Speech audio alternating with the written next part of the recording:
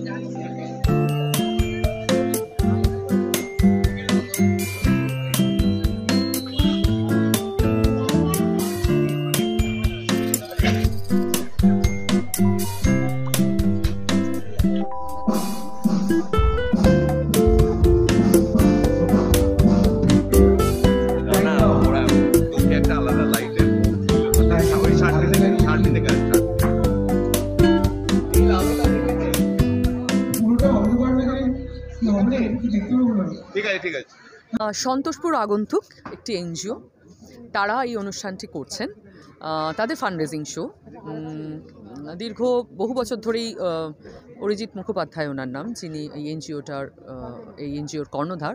উনি দীর্ঘ বহু বছর ধরেই উনি কাজ করছেন উইমেন এম্পাওয়ারমেন্ট, চাইল্ড এডুকেশন নিয়ে।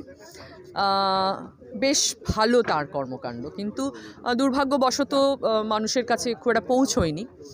তো আমরা এখন সবাই মিলে ওনার সঙ্গে একটু ওনার হাত ধরেছি, যাতে ওনার কাজকর্ম একটু মানুষের কাছে আমরা পৌঁছতে পারি। তার জন্যেই এই অনুষ্ঠানের আয়োজন, রেট্রোফেস্ট।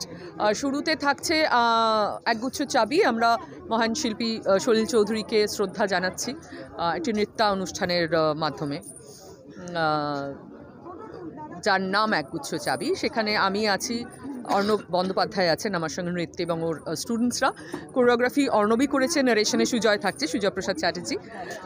তো এটা আমাদের একটা ছোট্ট উপস্থাপনা, আমাদের একটা শ্রদ্ধার্ঘ বলা যেতে পারে সলিল চৌধুরীকে, কারণ তার সেন্টিনারি ইয়ার শুরু হবে কিছুদিন পরেই। তার আগেই আমরা একটু ওনাকে শ্রদ্ধা জানাচ্ছি আমাদের মতো করে।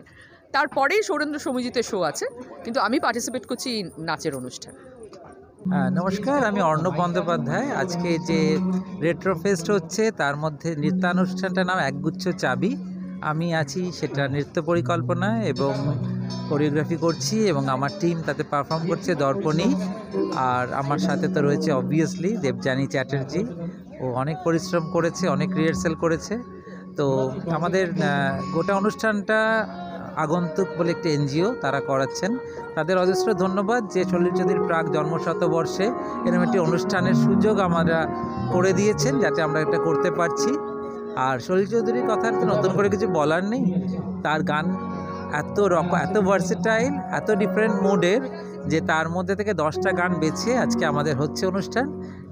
বাকিটা অডিয়েন্স বলবে। আমরা অনেক পরিশ্রম করেছি, বাকিটা দেখা যাক কী হয়।